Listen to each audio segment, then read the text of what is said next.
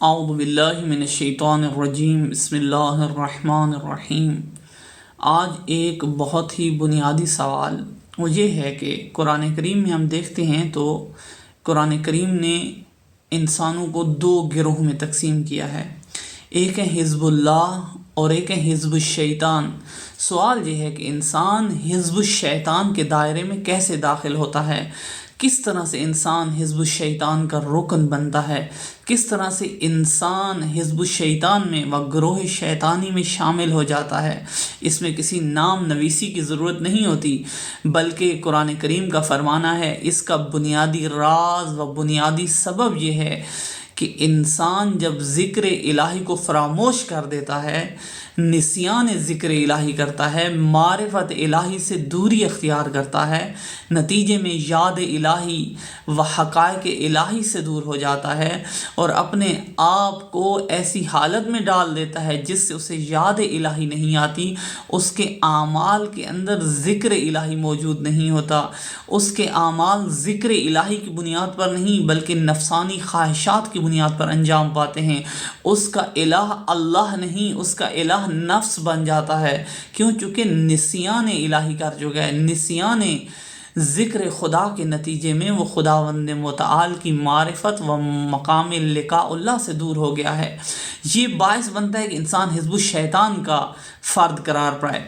قرآن کریم کی متعدد آیات اس طرف ہمیں رہنمائی کرتی ہیں کہ معرفت الہی و ذکر الہی سے کبھی غفلت اختیار نہ کریں، چونکہ جو لوگ غفلت اختیار کرتے ہیں ذکر الہی سے، یاد الہی سے، معرفت الہی سے، حکمت حقیقیہ سے، علم توحید سے، علم الہی سے، علم اسماء الہی سے و علم ذات پروردگار سے، معرفت ذات پروردگار سے، نتیجہ یہ ہوتا ہے کہ شیطان ان پر مسلط ہو جاتا ہے۔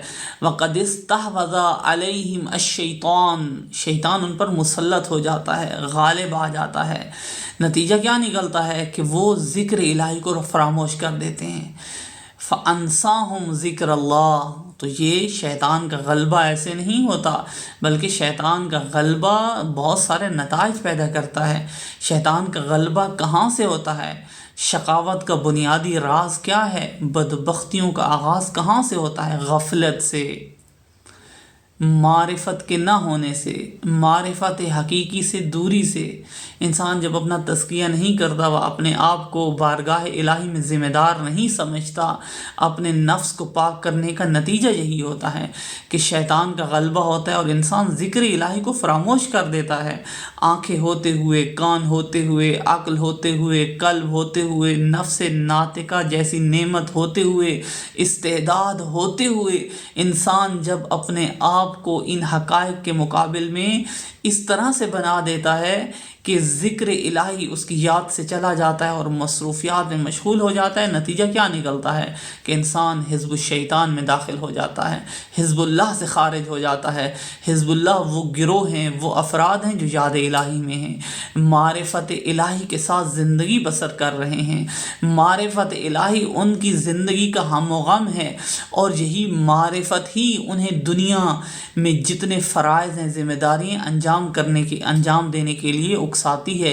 یہی معرفت الہی ہے جو انہیں آرام سے نہیں بیٹھنے دیتی۔ ہمیں ذات حق سے دعا کرنی چاہیے کہ بار الہ ہمیں اپنی معرفت عطا فرما، ہمیں اپنا ذکر عطا فرما، ہمیں اپنی یاد عطا فرما، تاکہ ہم تیرے فرمان کے سامنے تسلیم ہوں۔ ہمیں اپنی یاد و اپنا ذکر عطا فرما تاکہ ہمارے قلوب تیری یاد سے منور ہوں۔ وصلی اللہ علی محمد وآلہ الطاہرین۔